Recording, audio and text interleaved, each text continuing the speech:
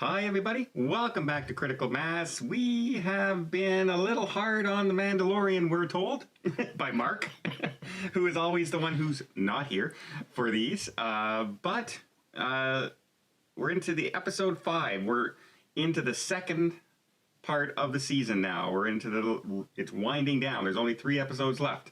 So we're in the back half. Is it getting better? Is it getting worse? Is it staying the same? We'll let you know right after this one.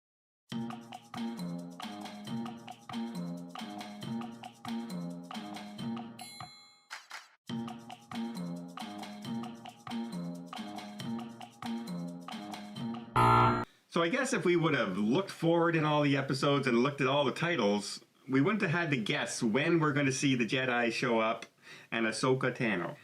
Yeah, like everybody was waiting for season 2 because Rosario Dawson is going to do this beloved character from Star Wars lore. She wasn't in the movies. The Clone Wars. The Clone Wars and I guess other books maybe. I'm not sure. Oh, she's in books, but she was introduced into, for us, most people know her from the animated series, The Clone Wars. Rosario Dawson, I know her from all the superhero TV shows like Daredevil, Luke Cage, The Defenders, and she was like this traveling character that goes from show to show, and she was really great, and it was nice when she showed up. So I was interested to see what she was going to do in The Mandalorian. Okay. We have been a little hard, supposedly. I think we've been very fair in our criticism. Easily our most disliked videos on our channel ever. But what we have to explain is that we are casual Star Wars fans. Yes.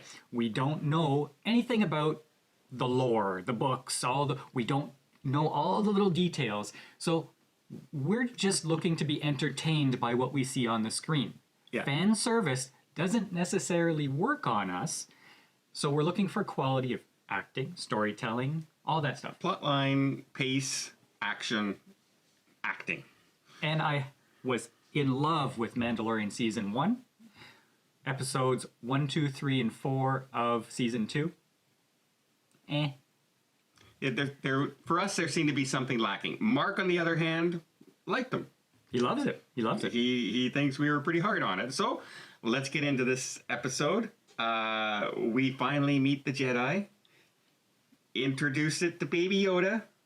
And what's the Baby Yoda's name now? Grogu. Grogu? We know Yoda's name now. It's not Yoda because they actually say Yoda from the past in this episode. So no one can say this is Baby Yoda anymore unless it's reincarnated. We just don't know.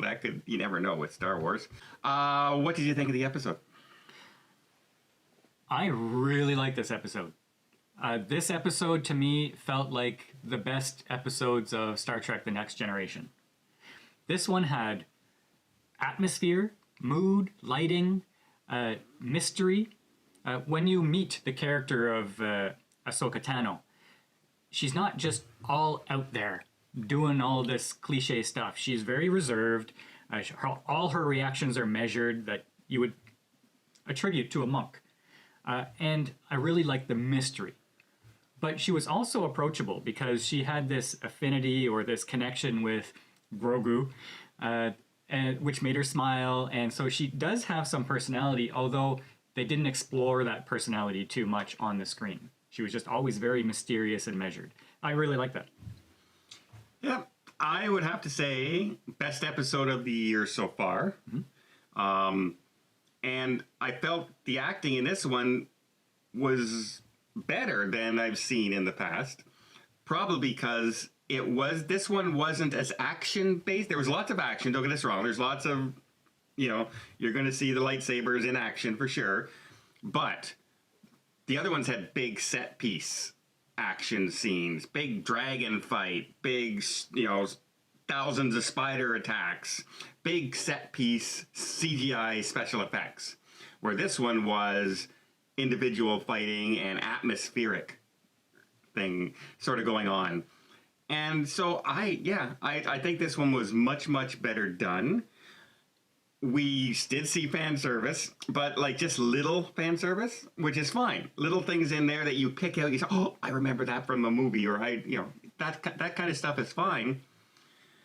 What I liked about this one is that he gets to his final destination, we think it's over. She's, but it turns out not so much yet, because there's another quest involved. I thought she was going to start joining him at the end, and she didn't. She stays behind. Will she show up again later? Well, more than likely. We can only hope. Everybody's waiting for this character to be in The Mandalorian, and she can't just be in for one episode. Well, she could, and she could repeat. Well, that would be tragic. But how did you like Rosario Dawson as Ahsoka? Well, she has a huge resemblance to all the pictures I've seen of the character before. I thought she played the character very well. I think I remember Ahsoka Tano appearing a lot younger. Yeah, she's the Padawan of Darth Vader. So those Clone War things are back in time. Yeah, and so she's grown up. She is now established, kind of thing. Yeah, I really liked her as a character. I was happy to see it. Yeah, if you're a fan of the Clone Wars and you watched it during the Clone Wars, you will notice that she is much more reserved now. She's a full-blown Jedi grown up, where before she's the young person and she would, she's the reckless running into danger person. In this one, she's thinking things through. She's manipulating her surroundings and she knows what she's doing. So it's a little different. She's still fun to watch. So don't take that away from it. It's still Ahsoka. It's still potato, but she's definitely grown up now, which is good because it's the timeline, and you're supposed to see growth in your characters. This one was written and directed by Dave Filoni, and I like what he did in this one because not only was it mysterious, like fog and the lighting was dim and it was mysterious, but he also had these indistinct huge creatures in the background, and they're just grazing on the forest, and they'd be picking up these huge trees and just munching on them like a giraffe would, like a twig kind of thing. Some other things I liked, when there was a bad guy robot, and he jumps up to go on the roof. Yeah, that was really flip, good. The extra flip that they do. That it's not just jumping up on top of the roof. You'll have to watch it to see what we mean.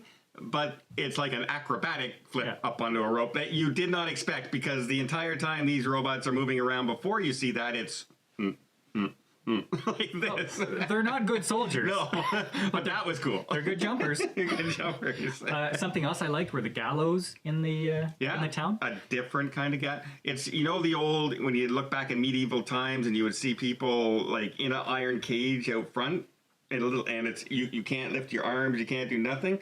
Well, they have a new version of it, a modern version on a medieval take, which is kind of neat. So yeah, there were a lot of good things in this episode. Anything you didn't like? The henchman general, he was just sort of so in this one. Yeah. I would have just liked to have seen him at the end. He drops his gun and pretends he's giving up, and you can see clearly on his face what's happening. Like, he's looking right at the gun of the Mandalorian like this, and as soon as his hand moves away from the gun, he tries to draw his gun and he gets killed. I would have preferred had he just dropped the gun and walked away saying, this isn't worth fighting now, my boss just lost, so I'm out of here. I didn't like how the warning bell for the town was an actual bell that they gonged, because they have all this technology. Yeah, laser rifles, cannons. But they're banging a gong as their warning system. Yeah. And I mean, if that guy dies, you don't know anything's happening. So, but yeah, there are a few little funny things that's kind of stand. But like, as far as a visual is concerned, and then like soundtrack is concerned, it was pretty cool hearing the warning gong going off. So I'll let that one go for sure. But we still don't know what happened to the woman at the end, the main villain in this. I think we can assume that she's dead. No, she didn't. She just said, tell me where your master is, and that's the last we saw. I guess we don't know. So she could still be alive. We're assuming possibility that she was training maybe as a Sith, and she's going after, where's your master? Mm-hmm. So is there a Sith Lord in the making coming up soon? We don't know, but we will find out. We know they're trying to build some kind of super soldier of some kind. So lots of unanswered questions and possible plot lines in a direction they could go, which I like, because now we're left going, well, are they going this direction? Are they going this direction? Where are they going? So we'll see how they link it all together. But as far as an episode is concerned, best of the season so far. And better than most of season 1, I think. Yeah, it was. I really liked how it was plot and story driven this time, not action. If it's comparable to season 1, then we are saying we like it, and it's the best episode of the season so far. Does this now make you more looking forward to the next episode? Well, yeah, because I feel like the spark has been recaptured with this episode, and I hope they continue with it, because I wanted to binge watch all of season 1. I liked it so much, and I would like to binge watch this. And if this brings it back, then I'm all for it. So as we said, this one has a lot more plot lines into it, and it actually leads into what's possibly coming in the next episode, where they say it's going to be reached out into the universe, and it can go in a couple ways. And there might be new characters introduced from that episode, even more significant characters than we've already been introduced to. And I'm thinking we might be introduced to a significant bad guy character in the next episode. Well, we have seen some significant bad guys, but if it's a significant good guy, more significant than Osaka, who could that be? I have my suspicions. Maybe Force Ghosts might appear in another episode.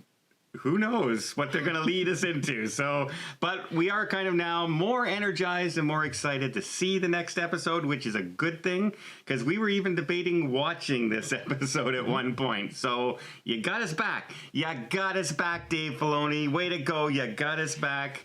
And we will be there next week. So until next week, let us know what you thought of The Mandalorian this week. Do you think it was the best episode? Do you like us now?